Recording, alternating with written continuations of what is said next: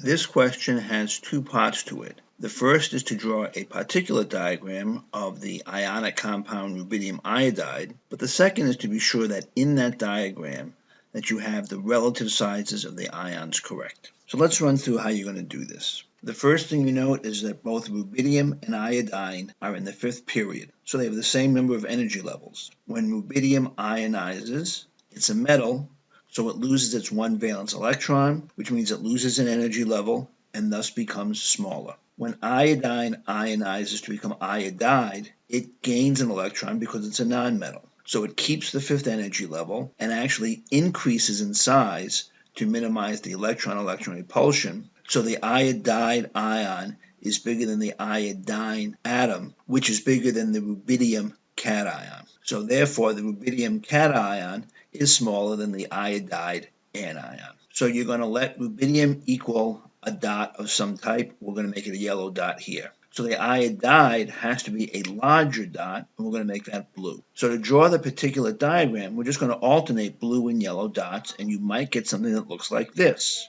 Now you have to make sure of one other little thing. Rubidium iodide as a formula unit is electrically neutral. This means the summation of the total positive charge has to equal the summation of the total negative charge. So since rubidium is 1 plus and iodine is 1 minus, the number of yellow dots had better equal the number of blue dots. And if you count them, you see that you have 15 yellow dots and 15 blue dots. So now we have correctly drawn the particulate diagram, ensuring electrical neutrality, and we've included the relative size of the ions. Note that as long as the blue dot is noticeably bigger than the yellow dot, that's all you have to show. You don't have to show the exact proportions.